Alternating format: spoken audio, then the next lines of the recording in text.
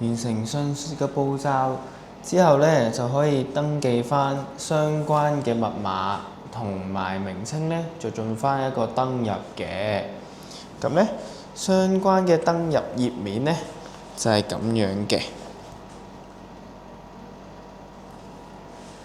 咁樣嘅，係啦，大家可以望一望。咁咧喺呢個頁面上面咧，幫我喺翻電郵地址填翻登記咗嘅電郵地址啦。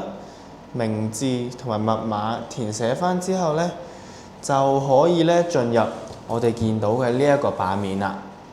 呢一個版面嘅作用咧，就俾大家加入翻相關嘅聯繫子女啦，同埋各樣一啲嘅設定密碼嘅場景嘅。咁我哋又加入試一試咯喎。首先選擇添加子女個頭像啦，我哋咧就會選擇紅色呢個人啦，咁啊，因為示範我啊，隨便打少少名先。